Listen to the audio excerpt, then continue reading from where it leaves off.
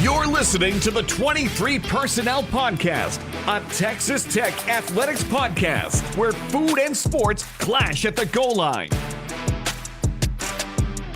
Here are your hosts, Spencer and Michael. All right, what is up, everybody? Welcome back to another episode of the 23 Personnel Podcast. I am your host, Spencer, joined by Michael. Michael, what's up, man? It's the off season. I don't know what's up. You tell me. What's going on? It is the Did something bad happen to Texas yesterday? Day before?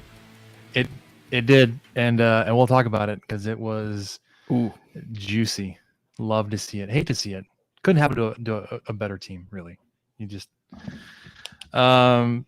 Super Regionals wrapped up last night. The field for Omaha is set. We'll talk about that briefly. See if you have any passing interest in the tournament moving forward.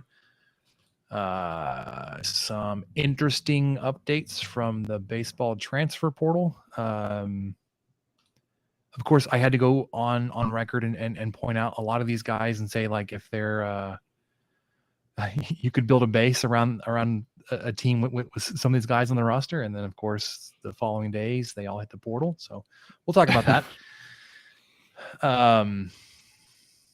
At least one of them, I don't know how many of them, but I know at least one of them has already landed somewhere, which was quick. Doesn't sound like tampering at all. Nope, no, not at all. No, zero contact before entering the portal. Yeah, that's how that always works. Yeah. No news in basketball, so we'll just leave it there. I mean, McCaslin hosted a camp, so he's still alive. But that's about it. No staff news. No recruiting movement. Not that there was any to be expected at this point because of the off-season period we're in. But I think the biggest movement, since of course we're focused on Wyoming and football, was the recruiting weekend that Joey McGuire had, and he had himself a weekend. Somewhere between 3 and 5 commits from the past weekend. Heyo. on a weekend where you hosted the majority of your guys that were on campus this weekend were already committed. You had a handful of guys that came in, and you were not quite batting 1,000, but pretty good. We'll talk about that. Only one has publicly announced, but I have suspicions on a couple of the guys. I'll share those names with you because they're not like it's not secret about who was here and uncommitted and receiving all the love. And with the way that this recruiting staff tweets out teasers and celebrity sound-alike names, you could put the pieces together. We'll talk about that. A couple of current commits to Texas Tech got a bump in their ratings from a 3 to a 4-star. We'll talk about that for a second. There was a Baylor player that hit the portal that got an immediate offer from Texas Tech. That doesn't smack of tampering at all, but we won't talk about that. And then Just instincts, just good instincts. That's all that was. Previous relationships. Let's put it that way. Then we'll wrap it up with what we learned. We're excited. I don't know if excited is the right word, but so we're going to be we'll still be releasing episodes every week throughout the summer. But the schedule will look more or less like you'll have a current events, current topics, and recap type episode. And then you'll have off-season type topic episode, and they'll alternate every week. So next week's episode, we'll have a handful of things to look at, namely the rule updates in football for 2023. One of them I think could be really impactful, especially for teams like Texas Tech. Michael has been patronizing. He's been a patron of the Lubbock Matadors. We'll share some thoughts and experiences on that. And then he's also been a fan of the motorsports. So yeah, huge NASCAR at Le Mans at the 24-hour Le Mans. Big fan. And then we've got some other ideas on deck. I've got some ideas to watch all of the James Bond movies. Like 25 of them. I was about to say that is a commitment. I don't know, but that's a full-time job. There's a Blu-ray box set that includes all of them up until the last movie for like $80. I was like, that's not bad. Get 24 movies for $80. I'd be the only one in my household that would watch it. But I at least want to watch like the Pierce Brosnan ones on. You know, but I didn't give the Pierce Brosnan ones enough of a chance. I think I should do that again. I think I've seen all of his, but maybe just once. I think the biggest issue for probably people of our age, Michael, is that they came out with those really popular video games based on the Pierce Brosnan movie. So like it kind of felt like there wasn't much of a 007 series before the Pierce Brosnan saga or era, and then it had like the games that went with it. So like those are kind of tied together, but like they were obviously like 30 years of movies before we got to Pierce Brosnan. And I'm very familiar. That's why by the time Pierce, I'm like, well, this isn't Sean Connery. I'm not interested. Yeah, I'd already caught all of them on TNT or TCM or whoever was having a James Bond marathon randomly, because that happened a lot. Yeah, and in my house, that was one of the things that if there's a James Bond marathon on, Dad was usually game for it, and so I was like, all right, yes, we're Goldfinger for the 14th time. Let's do this. I'm psyched. Still one of the best. I mean, Dad, he wasn't one to really buy. He wasn't like a big gift giver person, you know. I mean, he believed in cash. He believed in lottery tickets and just kind of stuff like that. But I remember one Christmas randomly he got me Goldfinger on DVD, and it was in my Christmas stocking, and I still have it. I'm like, this was one of the best. It was very well thought out, and we watched it a ton of times in college. But anyway, I know that's not even what we're going to talk about tonight. We should move forward. That's That was just a off-season activity that I think I may indulge myself. And when I find some free time and I want to watch a movie, I may try to slog my way through the James Bond movies, because like there's so many of them that are so many. really, really good. And obviously you got Sean Connery that had a dozen of them. I don't know the exact number, but I don't know. I just have this desire for whatever reason to go back and watch them. So that may be something I start working my way through this summer. This was something I kind of wrote down last year at some point. To try to get more of a love of baseball, I wrote down all these baseball movies I need to watch. Did you watch them? No, I didn't watch any of them, but it is a very long list. I did not realize how few baseball movies I've actually seen. So it's a ton. Maybe I'll work on that while you work on your Bond movies, and we can come back and compare notes. The problem is if you start talking about baseball movies, I'll want to like put the Bond movies on pause and go watch those baseball movies. I think out of any sport, at least in America, like baseball movies, like probably outnumbered everything else, and maybe combined. Like you get a baseball movie to any other sport movie. Like you've got a handful of football movies. That's probably second. Baseball's probably just easier to film. Yeah. And less dangerous. Got a handful of, like I said, football, boxing. Boxing probably. I bet boxing and baseball, those are neck and neck. I didn't consider that. And maybe who knows? I mean, there's 5 Rocky movies just right there. Boom. And then 3 Creed movies. No, there's 6 Rocky movies. There's 9 Rocky based boxing. Boom, right there. There's 9. Yeah, and there's like Raging Bull, and that's the one I can think of off the top of my head. The one with Jake Gyllenhaal. No, this was like from the 80s. No. I'm sorry, I was adding to that. Raging Bull was De Niro, but there's a boxing movie with Jake Gyllenhaal that I can't think of the name. Yeah, and then Southpaw, there was maybe or something. And then there was the one with what's her face? Yeah, there's that one. There's also the one with Russell Crowe. Yeah, so boxing and baseball probably pretty close. Not as many golf movies. Like you could golf movies. I think you could script in some pretty dramatic moments and control it, like you can with baseball. Where like football, with like there's so many people on the field at the same time. Like that's probably more difficult. But anyways, how has Costner not been in a boxing movie? Because he's got baseball locked down, man.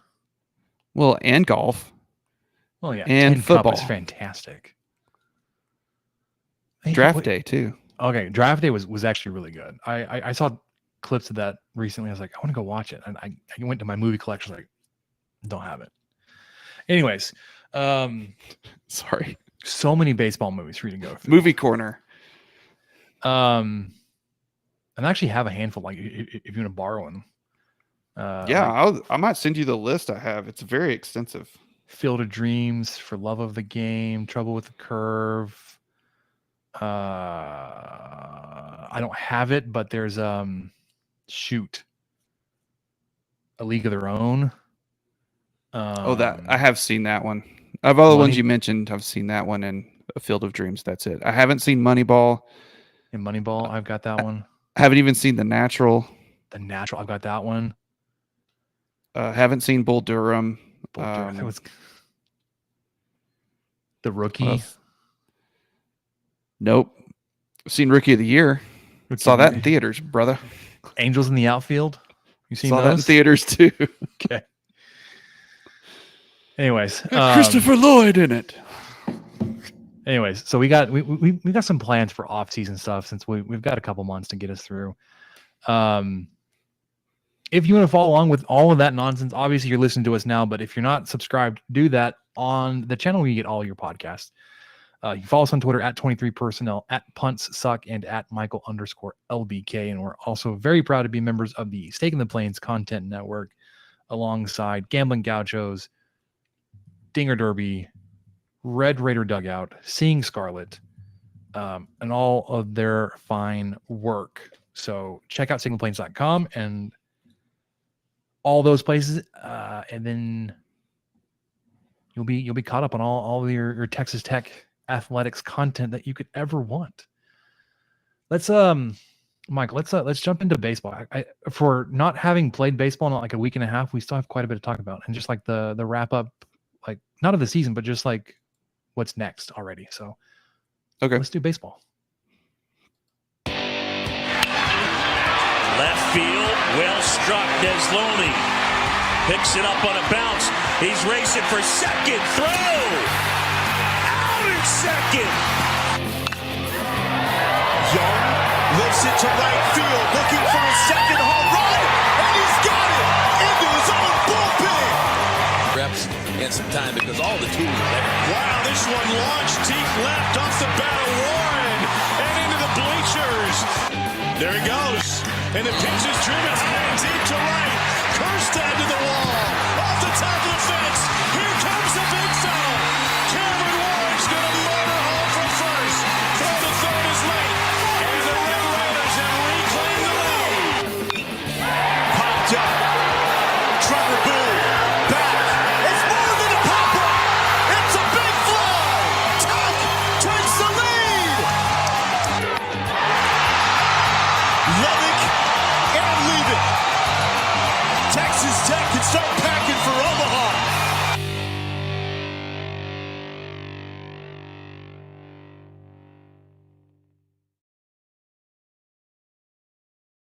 All right, I was I was thinking about that again because every time I listen to one of those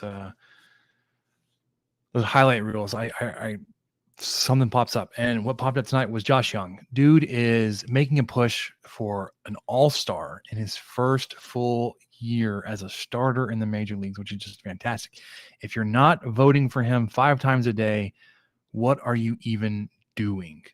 You can vote for him for all-star.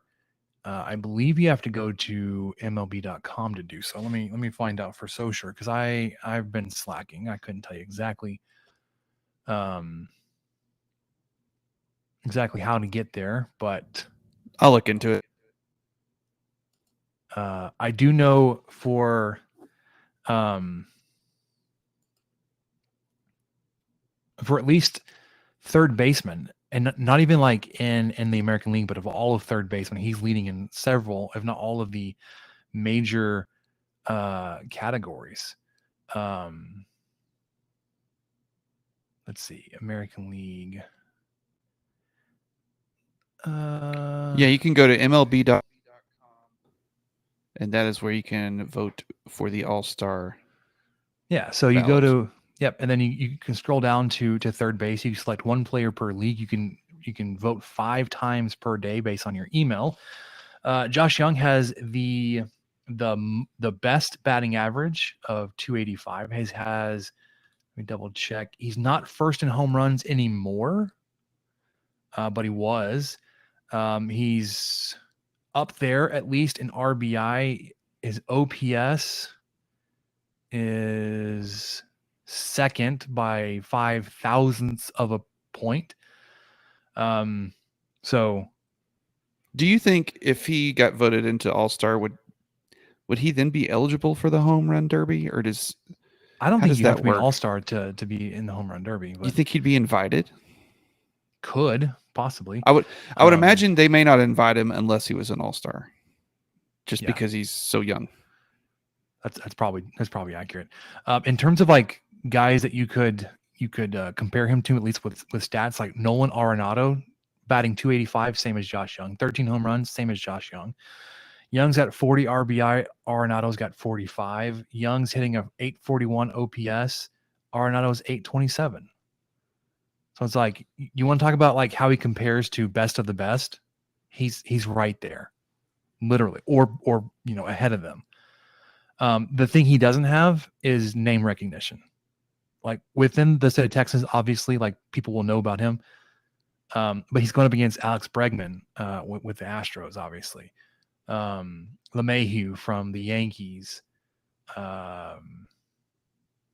Paredes from the Rays, Ramirez from the Guardians, Rendon from the Angels. Like, there are guys with names on this list. But if you look at their numbers, he's beating them out. Machado, he's got better numbers than Manny Machado. He's got better numbers than Max Muncy. He's got better numbers than Austin Riley. Which it's just insane to see this and how he stacks up against like top tier A-list talent in the MLB, and he's doing it better.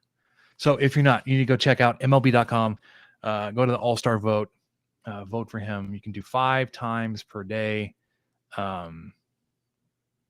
Make sure that he gets through, man. It's fantastic. All right. Transfer portal. Throw out everything I said about the base of the team that you could build upon, because that's all going to change. And interesting enough, just because of how small media markets kind of work and just all this kind of stuff,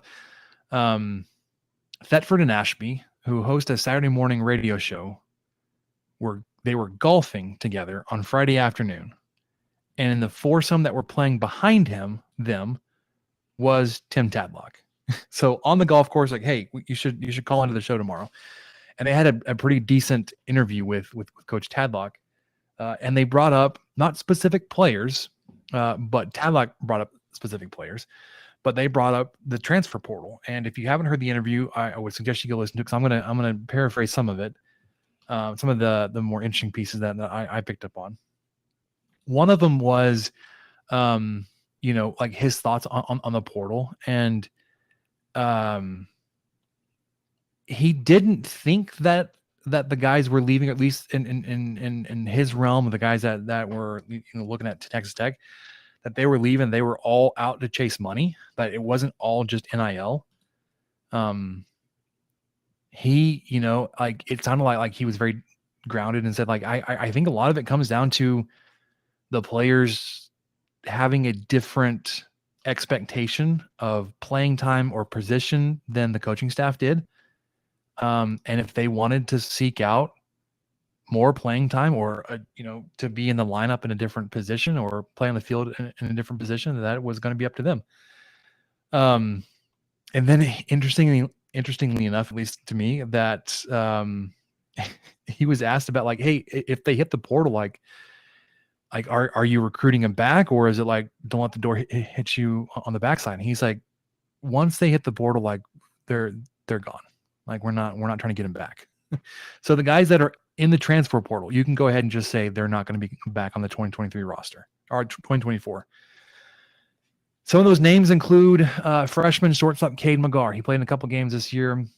Center fielder Jarrett Curtis. That was not so much of a surprise with Curtis, since he was playing in his summer league team, or at least really close to the time that Texas Tech was playing in the regional. He wasn't on the regional roster, which had to be cut down anyways. But it looks like, that was it wasn't just, hey, we need to cut down on the travel roster. That was he's going to seek out opportunities elsewhere. Right-handed pitcher Andrew Devine. He'd been here for a number of years and had played, but his role had been kind of in flux, and his performance had been in flux, and it appears he's seeking opportunity elsewhere. Infielder and DH Ryan Brome. Right-handed pitcher Jack Livingstone. He did pitch a little bit this year, but not very much. One of the bigger surprises, at least because I just didn't expect it. It's not like when you put everything together that it's not a surprise. But center fielder Dylan Carter.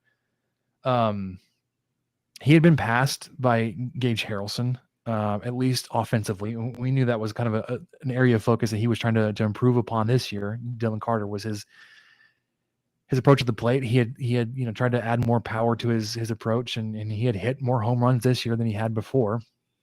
But the combination of just his offense with his stellar defense just wasn't enough to keep Gage off of the field.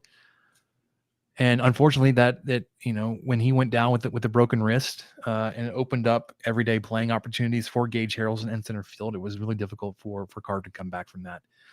Right-handed pitcher Brendan Girton, one of those guys that we had expected coming into the season to be a starter. had some starter appearances, at least early on, then moved into the bullpen, seemed to do really well in the bullpen. But then down the stretch, down the later end of the season, was just not one of those guys. When the roster cut had to be made to travel on the regional, he was a guy that was cut. Most recently, right-handed pitcher Dax Doffey entered the portal. You saw him a few times this year.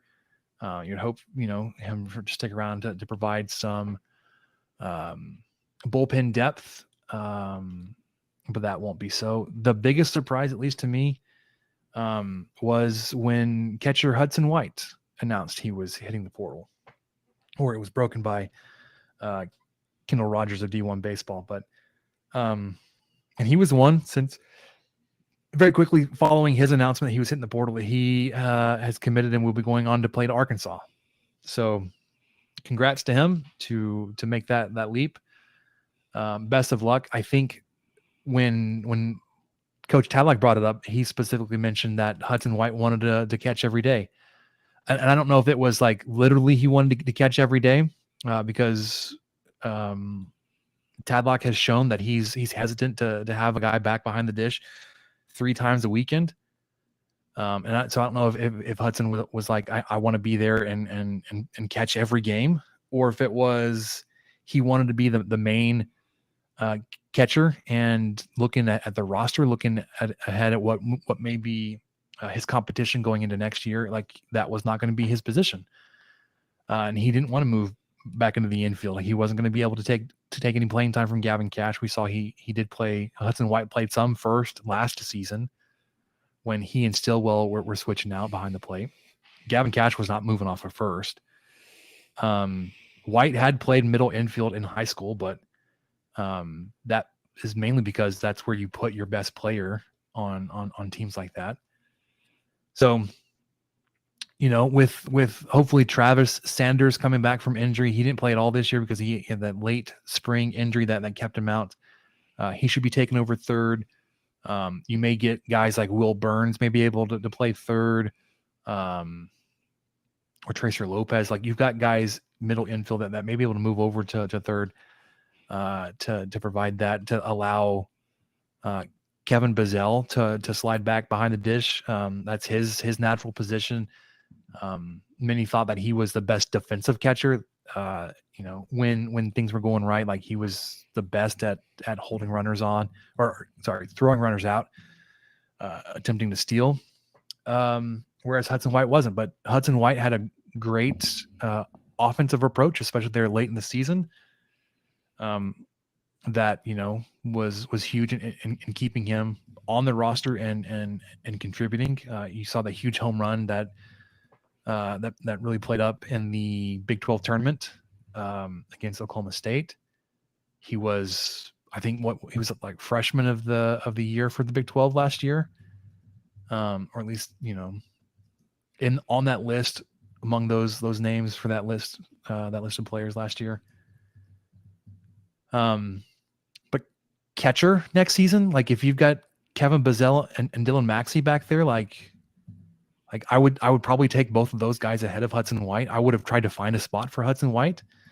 But if it came down to White said, I want to play catcher every day, I want to be the main catcher, and then looking at our plan is to play Bazell and Maxey, then yeah, it makes sense for him to seek out playing time elsewhere. But those are the guys in the transfer portal as of now. You haven't had any news of commits from the portal.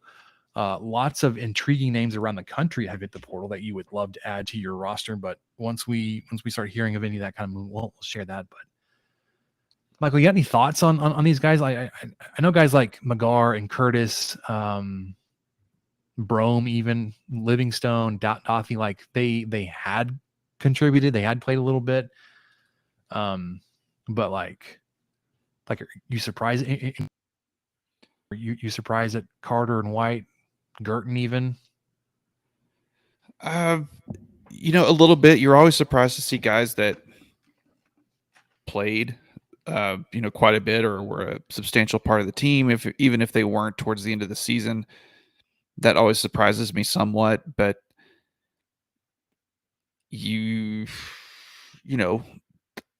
we might question coaching decisions during a game or pitching decisions or something, but on something like this, I'm just gonna kind of let it go because I feel like maybe there's some other conversations being had saying, hey, we're going to move in this direction.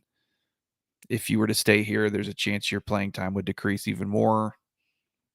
Those type of things that you hear that you kind of want from your coach, if that's the case. But it's not a red flag or anything like that to me, but it does. Yeah, to see Hudson White especially go to Arkansas or something, that one hurts a little bit, but I'm not throwing away the season next year or anything yet. I mean, do you have a different take on it? Are you feeling a little bit more worried and or concerned with some of the names you're seeing, or you just feel like there's legit reasons that they might do better elsewhere and there's some young guys who can step up or some other guys on the team? I mean, I think you outlined a lot of that with what you were saying. No, not really, because I think last year when you saw like a guy like or whenever it happened the last couple of years when Micah Dallas hit the portal to transfer out, you're like, whoa, what's going on? You can kind of make a case and understand where all of these guys saw like my role on this team has diminished, and if I want to play on a more seriously, or if I want to play more or get more playing time, I need to seek out like a different division or a team that's not just absolutely stacked in my position.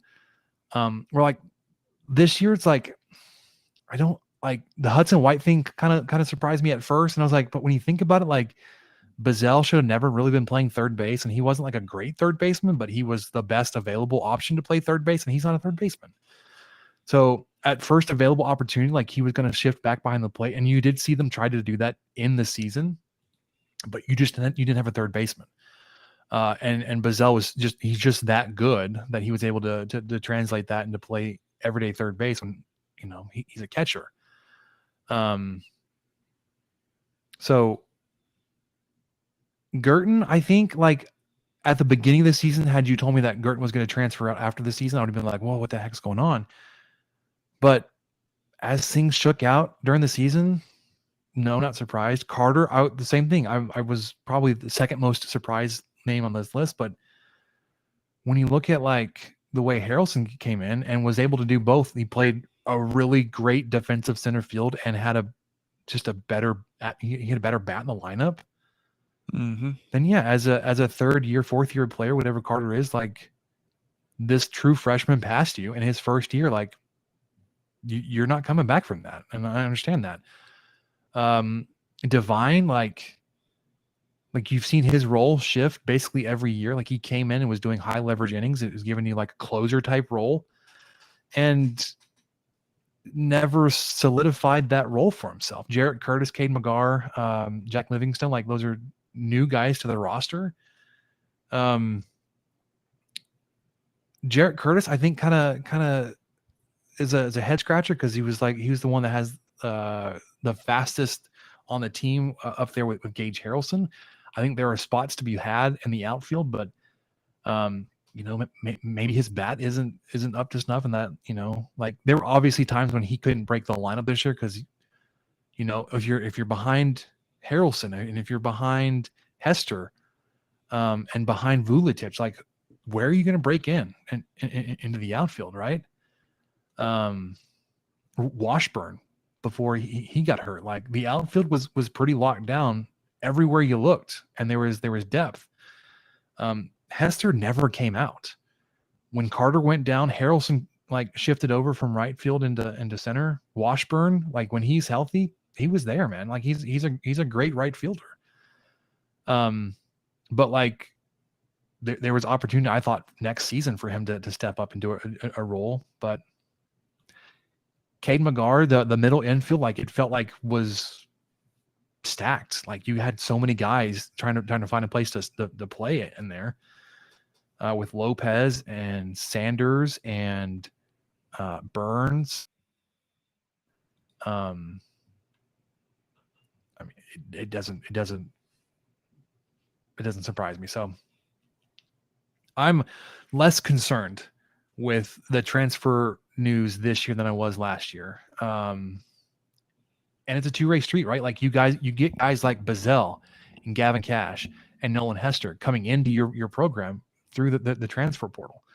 Or guys like Ethan Coombs, Austin Green. I mean, like junior college is not necessarily like it's not the same kind of transfer, but like you get guys transferring in all the time that like are just really good.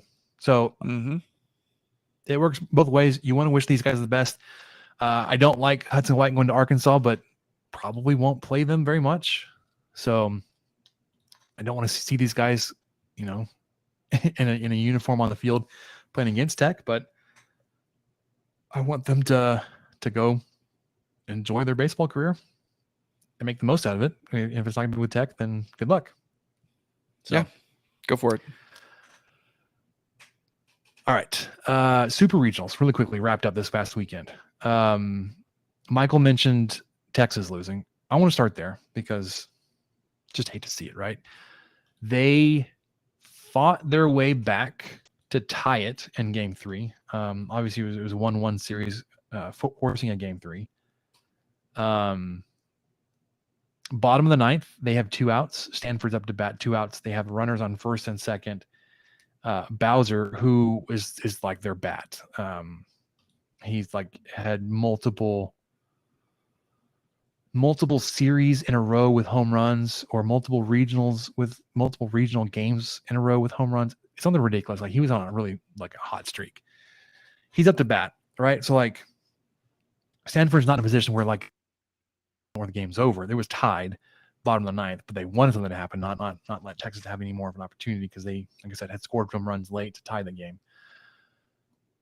Hits a medium depth pop fly into right center field.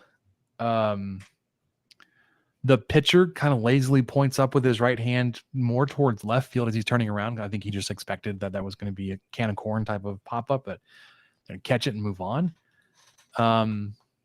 The outfield, the behind home plate camera angle that zoomed in on the outfielders as the play was developing showed both the center fielder and right fielder kind of jogging in a little bit, and both kind of like were looking around, shrugging like they couldn't see the ball. Shortstop or whoever was in the middle infield was running out, was like pointing at it, but the ball ends up falling, I don't know, 10, 15 feet ahead of the right fielder, who probably could have made a catch on it had he seen it and made, you know, his full effort to get there. Or, you know, was making an effort to get there without seeing the ball. Like you don't know what to do. You can't run, possibly get hit in the face with it. But yeah, ball ends up dropping. He didn't see it. Stanford wins the super regional, goes on to Omaha. Just hate to see it, man. Yeah, or you do love to see it. I personally love to see it. And I've been roasting the Horns and all the social media place where I was commenting. I was like, man, it couldn't happen to a better program. Well, and Texas Tech went to Stanford this year, right? And beat them. Beat them. Yeah, they took the series. So we don't have to talk about what happened in Austin. That's not relevant. No, not at all. You know, kind of feel for the right fielder, but then again, like, that's the game, man. I saw a lot of Horns fans complaining about the conditions of the field. It's like, you know, both teams had to play in those conditions. It's not like, you know, I mean, maybe you can say Stanford had an advantage because they've played there more often and they're used to those conditions. But like, maybe they popped it up on purpose. Looking into the twilight night sky, tracking a baseball, like that's pretty universally difficult everywhere, right? Like, well, it's not like it's more difficult in Stanford. Could be their annexation of Puerto Rico call. I mean, that's the okay. This is where we do a sack fly precisely right at the right precise time of day. Yeah, we hit it high enough that it goes above the lights, possibly. Stanford's got a lot of smart people. There's probably some astrophysicist calling down to the you know, to the dugout, like, okay, now's the time. Sack fly. This is it. This is the time. Hit this in the right fielder. He will never see it. Yeah, I read The Martian. I know. Just do it now. Do it now. JPL Laboratories, they're out there in Northern California. Yeah. So Super Regionals wrapped up. Field in Omaha is set. Wake Forest, not a surprise, made it through. Florida, not a surprise, made it through. They swept South Carolina, which is good to see as a Texas Tech fan. Whereas South Carolina swept Florida in the regular season, so they got their revenge. Virginia made it through past Duke. Oral Roberts, as a 4 seed from a regional, makes it through. They took down Oregon. Took 3 games to do it. TCU swept Indiana State. They had an interesting change of venue because Indiana State was hosting, or not Indiana State, but the city that Indiana State is located in was hosting the Special Olympics and didn't have the resources available to host a super regional. TCU fans, Booster Club, whatever it was, ended up sending a bunch of money to the Special Olympics organization. So you like to see that, but TCU ends up hosting a super regional against Indiana State and wins. They win the 2 games. Tennessee had some weather issues with their series. Their super regional against Southern Miss took them 3 games, but they do advance. We just talked about Stanford, and then LSU, the other SEC versus SEC super regional. They took down Kentucky, who I think you can make a case probably yes, they were in a super, but should they have been a regional host? I don't know, because their conference record was atrocious. They got the benefit of having one of the highest RPIs because of their schedule, although they were I think their final record was worse than Texas Tech's. But they were highly favored within the RPI realm, but didn't have the win-loss record to necessarily back it up. As a true 1 seed, I have not seen Wake Forest play, but they are the hands-on favorites to win this thing. They are just a juggernaut, apparently. Florida's right there as a 2 seed. I would like to see LSU as a 5 get in there, make some noise. Tommy Tanks, Dylan Cruz, their pitching staff is just ridiculous. They got that Skeens transfer from Air Force, I believe. Skeens is just a ridiculous starting pitcher. He super regional is just just a machine out there. I don't want to see TCU continue to be hot. I want to see them lose to Oral Roberts. I think that'd be pretty funny. I don't even know if they're on the same side of the bracket.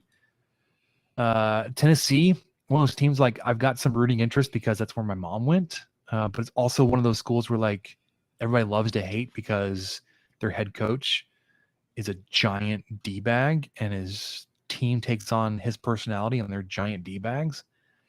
TCU and Oral Roberts are on the same side of the bracket. Just FYI, they play each other. They play each other first. Awesome. Yeah, I'll watch that game. Because until they lost, I think it was game 1 of their supers, Oral Roberts had won 21 or 22 games in a row. They went undefeated through their regional. They obviously went undefeated through their conference tournament, and even before then, they just were on such a hot streak. They dropped 1 in Oregon, but then take 2 more. So there's something 23-1 in their past 24 games. If you want to get hot, this is the time to do it.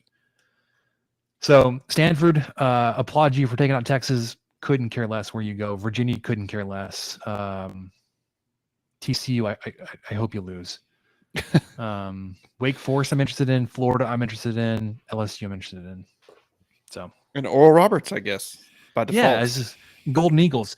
One of their games actually, it was just interesting. They one of their uniforms is a really, really dark navy blue.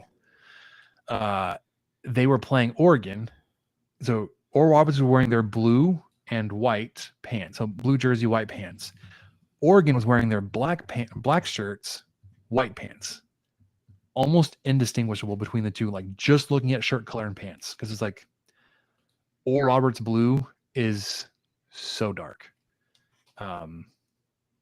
Obviously, if you look at the fonts and the colors of the numbers and everything, you could have picked them apart. But there is an Oral Roberts fan in my neighborhood because they had a flag up in the spring and it must have been for the NCAA tourney because I had to look it up. I thought, why did they have him up? Yeah, Oral Roberts, the basketball team, went 30-5 last year. They went undefeated in conference play. They were 18-0.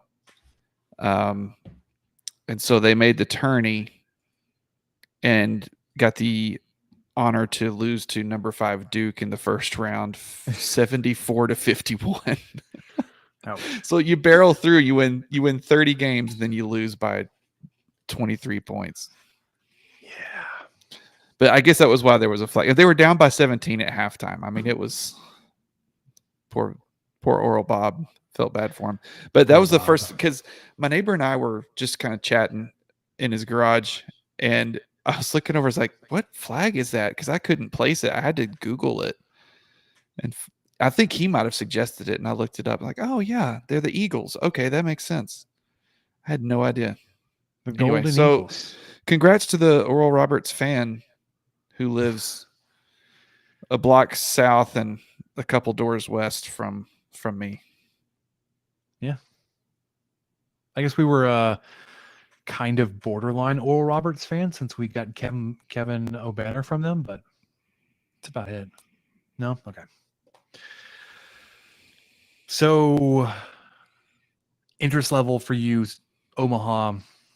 Yeah. Okay. It's it's fine. I might watch some of the the final 2 teams. Yeah, we'll see. I might pull up for a little bit of that. It's too hard to follow without Tech in there. Man, it's just too hard to follow. But I am going to Vegas this weekend. If you have any wagering tips, I did see, and not to jump ahead, but if you're ready to talk about football, yeah, an early line came out. I think Tech is favored by 17 against Wyoming. Is it 17? I thought it was 13 at one point. Maybe it was 13. Dang it. I don't remember. Let's not jump ahead too far, Michael. Let's get the music in. Let's get the highlights playing, and we'll talk. Oh, yeah, sure.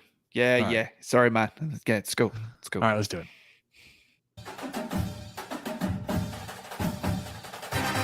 Chuck keeps it himself. Made 2 guys miss. Touchdown! 2 now in the end zone. Picked off, and it's picked off. Pick 6, Jeffers.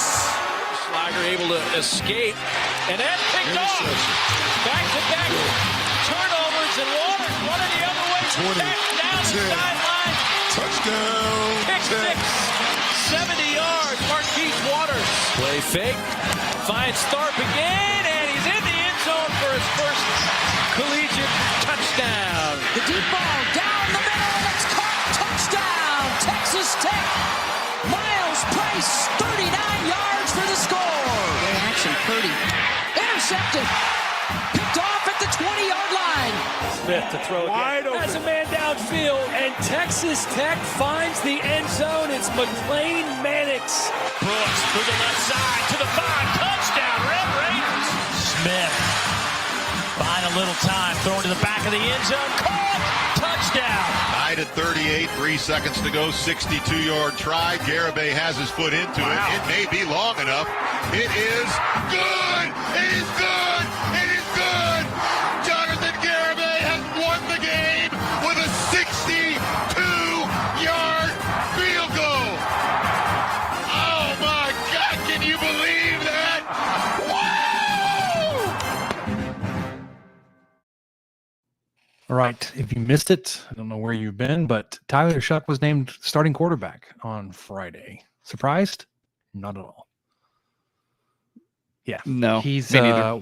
whatever this stat is, everybody is going to point to. It's like 7-1 as a starter, and like undefeated as a starter where he plays the whole game. And if we want to overplay what the scrimmage meant, I mean, Baron Morton had some pretty tough. He had a pretty tough day. Yep. So I mean, I don't know. It doesn't surprise me. It doesn't. I am overplaying that very much. I have a ton of confidence in Baron Morton, and I expect to see him play quite a bit this season. The way things have gone the last several years for Texas Tech. So but I'm not surprised to see Shough get the nod. No, not at all. And I do appreciate the timing. That was something I never liked. I whined about it a lot on the podcast. Just announce the damn starter, man. Let's get this freaking ball thrown down the field. Let's figure this out. Let's go. You're announcing it in June. Fantastic. Let's do it. Done. Yeah, and like I said, I like Baron Morton. I think he's a fantastic quarterback. I have a hard time like wanting to roll with youth over experience, especially when the experience is like Shough's pretty dang good when he's healthy. And you can even look back to his playing days at Oregon. I think he was 6-1 as a starter there too. So dude just wins games. If you look at the line and consider him like a starting pitcher, and he's 12-2 as the pitcher of record, I want him to be the starter. So Tyler Shough, starting quarterback. There was some copy pasta going on the Twitter, kind of rolling, making fun and trolling some UT reporter talking about Quinn Ewers, which was just a blast to have fun with at his expense, talking about how great he's going to be, because there was so much love for Quinn Ewers coming out of the spring, and then that Twitter video came out of like just how bad he looked in their spring game. It was like, this is the quarterback y'all are really excited about. This is the guy. And they were talking about, again, that was also being used in the recruitment of Micah Hudson. It was that 5-star receiver that is down to like a handful of blue bloods in Texas Tech. And like, there's only one real option if he's considering like the offensive theme, the offensive scheme he wants to play in. And that's what Texas fans were saying. And then like Texas Tech fans were saying, like, you mean he wants to play with this guy? And it was that same video of Quinn Ewers, like just looking like absolute trash. And now that I'm saying that, I can't remember if it was just Quinn Ewers or if it was Ewers and Manning combined, but both just had atrocious. And the Manning love, I get that like he's a Manning, but like if you look at his stats and everything and what he's done so far, is like, really, I don't know if I would have paid for that kind of guy or anything like that. So I looked it up real quick. The opening line for Texas Tech at Wyoming was 13.5. It's moved, Michael, to 14. Oh man, I hope I can get that. I hope I can get that when I get there. We're gonna land the plane, and I'm gonna have them taxi me straight to the nearest sports book. Just push me out the door. So are you taking Texas Tech minus 14, or you think Wyoming is going to cover that? Oh, I'm taking Texas Tech. I'm taking them Red Raiders. All right. Defense travels, baby. It does. That's exciting. It's just a short bus ride. I mean, that's practically like going to Houston. It's no big deal. Sure. And I know we talked about it before, but there's a contingent of Red Raider fans making the trip up. I know there's planning going on in a certain Discord server, making the flight out to Denver and then the drive up to Cheyenne.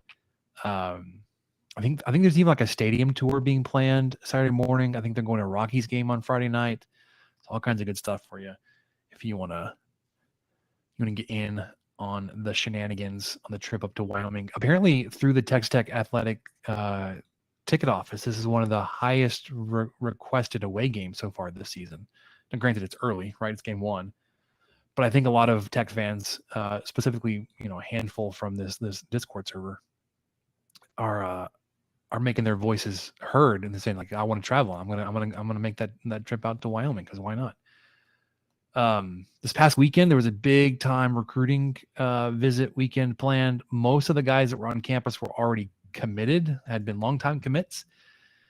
There were a handful of uncommitted guys. Like there was like 1 or 2 per position group. And if you follow all of the Let's Go and Ric Flair tweets from Joey McGuire and all the rest of the recruiting staff, anywhere between 3 and 5 guys committed. One has officially announced, and it's offensive lineman Ellis Davis from Prosper. He is a high 3-star, according to Rivals, Dude is massive, 6'7", 270. He's already looking like a tackle. Among the guys suspected as being within that group, because I think I mentioned earlier, there are guys on the Texas Tech recruiting staff that will tweet out sound-alike name gifs of celebrities. Others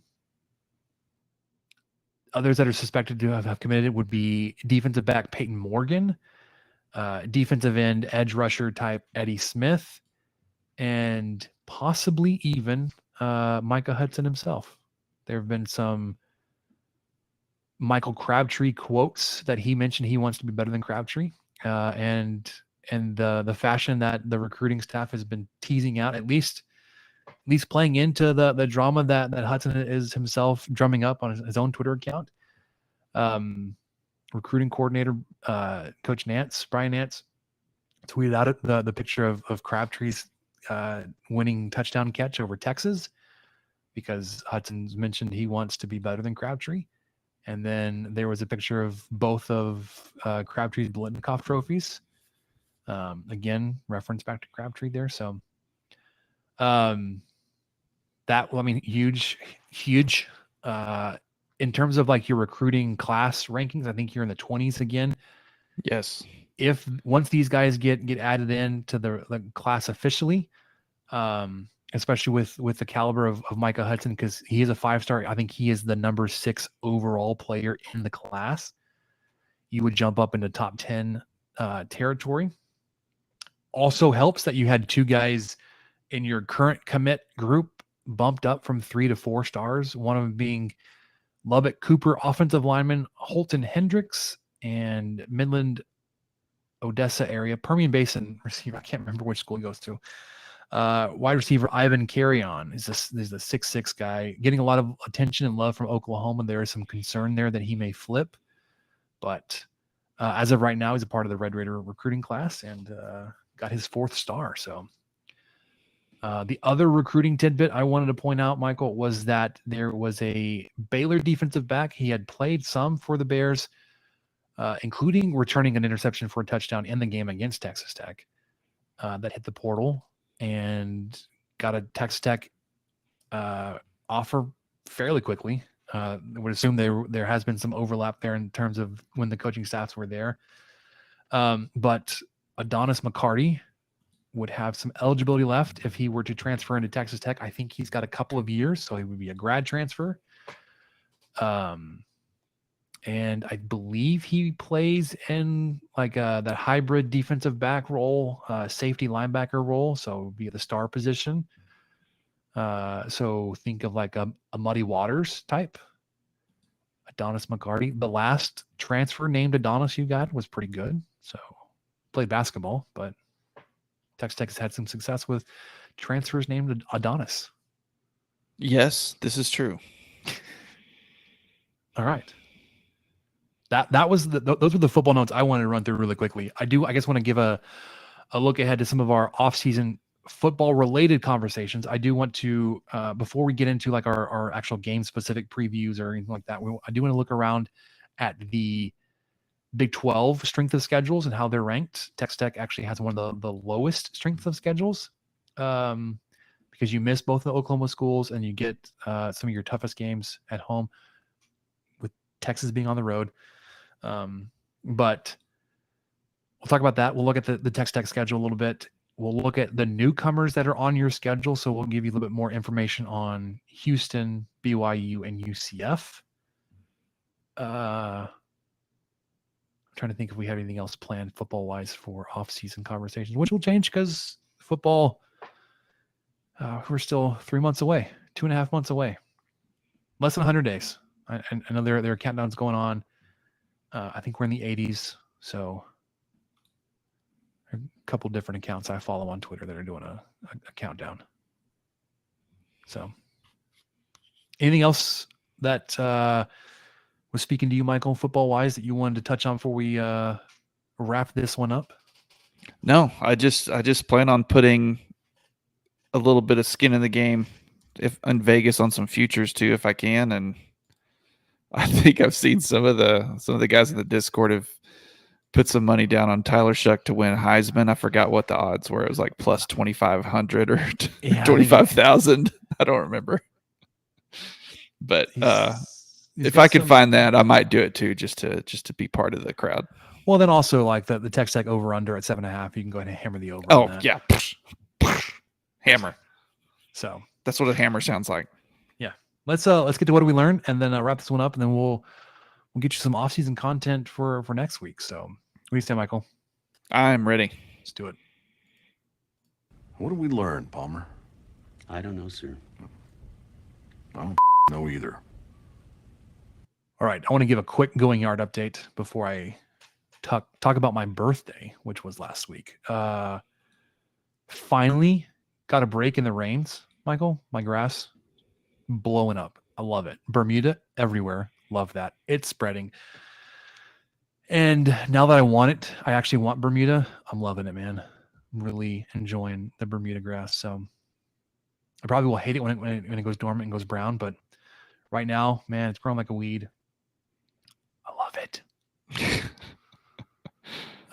If you need some yard advice, now would probably be a great time to put down some fertilizer. So fall in the rains before we get the 100+ degrees. Bermuda's going to love this weather. Like it loves hot weather. As long as you're doing your watering on the pre-approved days. I know if you live in the city of Lubbock, depending on your address, you've got certain days that you can water. You can still get your water down on those 2 days. But yeah, it's time to hit it with a little fertilizer and really get that grass growing. Yeah. I mowed today. That's my going yard update. I need to mow. I'm actually looking forward to it again because I'm used to setting the mower on the highest setting and then like cutting and like just having a bushy yard because that's what you need for turf type tall fescue. It's tall fescue. Now I'm pushing it like I'm low in the lowest I can go, and it's like it's great. Well, I've got a couple of updates. One, Tommy Tuberville still sucks. Yep, that's something I learned this week. That's a thing. He still sucks. That's a thing. What wasn't he like siphoning money off of a foundation to buy a truck or something? That wasn't even what I was going to talk about, but maybe, probably. I think that's the latest news I saw. Like he was taking funds out of a foundation he helped to set up to buy himself a vehicle. Oh, so well, the thing I was going to bring up was his bill that he's working on with Manchin about the college players and all that kind of stuff. And, part of it is the players cannot get medical expenses unless they graduate. That's dumb. What? So, I mean, that just ruins it for people who leave early or anyway. I mean, that was one of the things. There's a ton of things. You can't strike an NIL deal until they've completed at least a semester of college. Something about creating a centralized trust to support travel for an athlete's family to events and cover out-of-pocket medical expenses for athletes. And then the trust is funded from any revenue-generating college-level tournament or playoff. Each tournament must deposit at least 1% of annual proceeds into the trust, blah, blah, blah. Okay. So it's not leaving the school liable for any of this stuff. And then the other thing, let's see, what is he? NIL deals are to be reported to the school and the NCAA, including compensation packages within 30 days of striking the deals. And there's a standard template contract created. There might be some good in there, but man, I don't trust this guy at all to have what's best for the sport and or the athletes in mind. He's just wants what's best to get himself re-elected in whatever district, city, town, place he's running in. So anyway, I learned that. I learned one other thing, unless you have some more thoughts on that. Well, no, I want to go back and share some context of what I said about the truck thing. So Fred Wellman was the person that tweeted it out. And I was like, I don't even know who this person is. So I clicked on his account. Democracy, this is from his bio, democracy advocate, Army combat veteran, host of On Democracy podcast, has a cool 309,000 followers. So I will give him a little bit of credit here. He retweeted, quote tweeted a tweet from Defense News, where Defense News account says Senator Tommy Tuberville blanket hold on military confirmations could create as many as 5 Joint Chiefs vacancies. And what Wellman said was deeply evil. Tommy Tuberville created a fake Veterans Foundation and bought himself a truck with it while not even donating a single dollar to support vets one year. He is nothing but a fraud and a rotten asshole. So there you go. Somebody grab that. That's just Spitzer talking. That's not a quote. No, I was a direct quote. Direct quote. Do I agree with it? Yeah, sure. But direct quote. The other thing I noticed or learned, are you a member of the local library? I am not. Do you have a library card? Okay. We have one in the house. Does she use the Libby app, which is the way that you can browse and get ebooks and audiobooks from the library? No. She checks the website to check availability of books before she goes, because our boys love, they love to go on a trip to the library and check out a handful of books. Hayden has been going through dinosaur books like crazy. I think we got 5 checked out currently. He'll bring them up to you. Like, he wants you to read them. This kid at 2.5 can tell you like a dozen different dinosaur names, like correctly identify them. And not just like T-Rex, but like Parasaurolophus and Spikador, not Spikador, Skidamarinky Dinky Dink, Spikosaurus, Allosaurus. Anyways.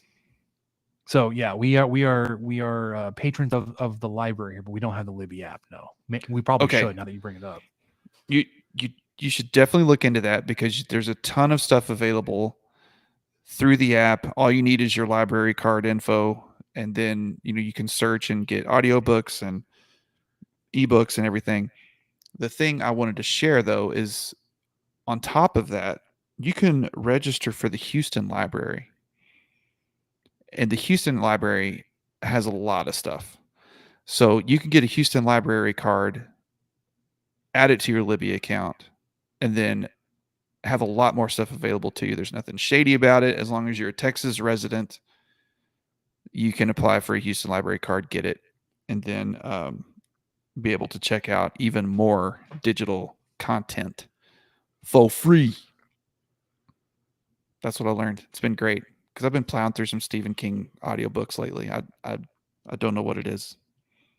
We've been this all stemmed from me mowing today, because I was like, I get to listen to my Stephen King book while I mow. This is good. It's a good. Is day. it Libby by Overdrive? Library audiobooks and ebooks. I assume that's the one, right? It's like that's purple. Gotta be it.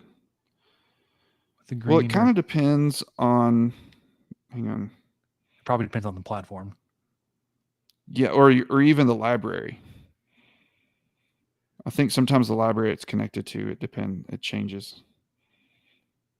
What the heck does that thing look like? Oh, well, I have a shortcut. Yeah, it looks like a person. This is helpful. A person reading a book. Is it Libby or Libby? Libby. Okay, that's what I have. It's great. It's definitely worth checking out. Great library pun. Yeah, because we've been listening when we're in the car all together. We've been listening to Harry Potter, and there was a point. So we went to Dallas last weekend, so regionals weekend. And the car we rented did not have a CD player, but the audiobooks we had were on CDs. Like, we just need to buy the audiobook to get us through the trip? And I was like, well, like buying the audiobook would have been like $20. And we're like, Sven's like, I don't want to spend that just to get us through the weekend.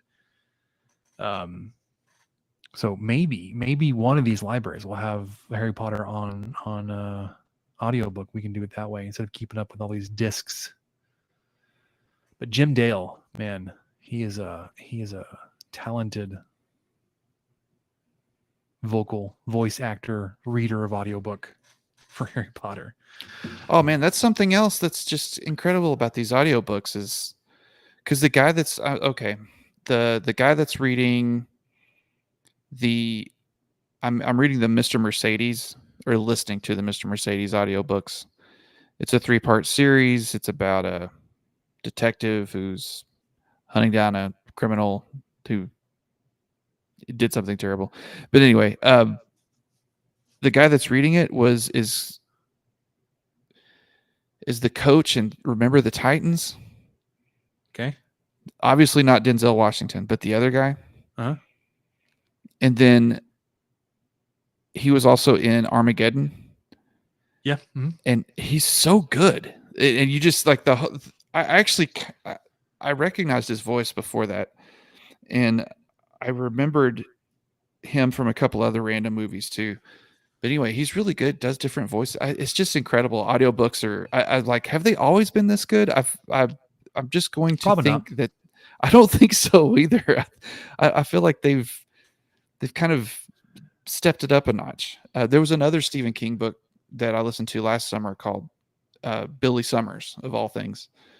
And it was read by a guy, I recognized his voice, but he was on House of Cards and he was in a couple other things. I was like, man, I think that's who this guy is. And so, yeah, they're getting actors to read them now. And I mean, not like, I just don't know. I just have trouble believing that the ones that they sold in the truck stop in the 90s were probably as high quality of a production as the. Oh, for sure not. Sorry, what were you gonna say? No, I was about to say I've talked too much already. Go ahead. You're excited about this. That was what I was going to say. We are. I'm going to sign in with our library card, and because Harry Potter is available. So without even having to go to the Houston, we'll just do that.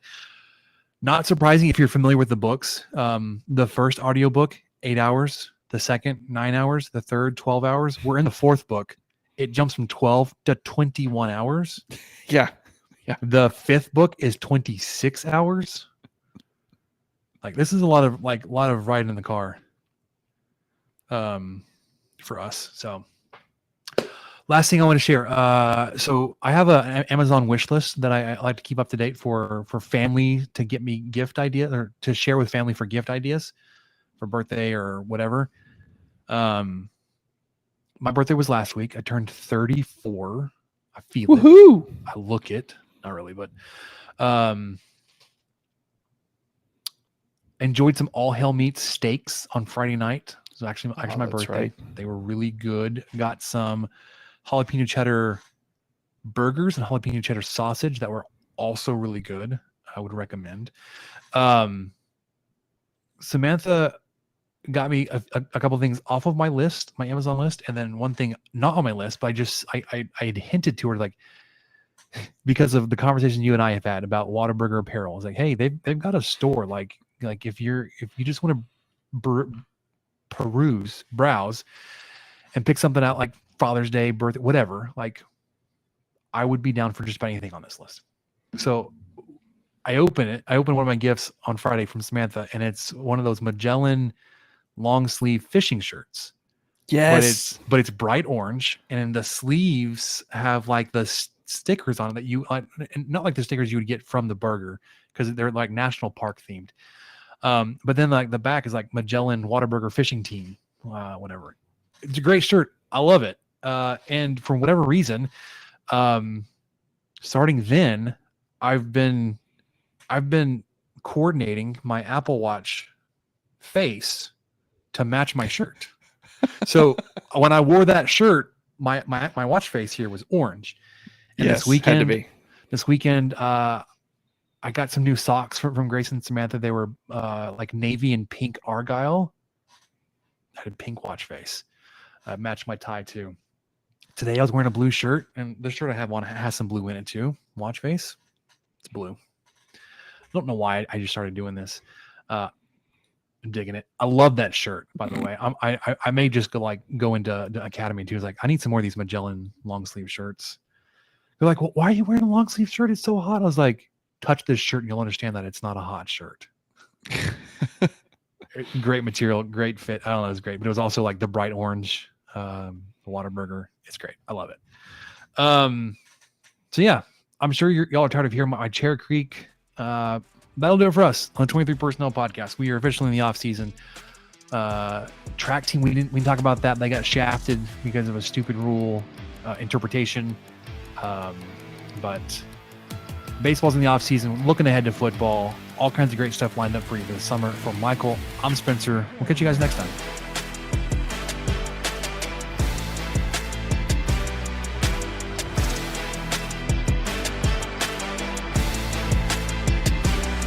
Thank you for listening to the 23 Personnel Podcast. Help us out by subscribing, rating the show, and leaving a review.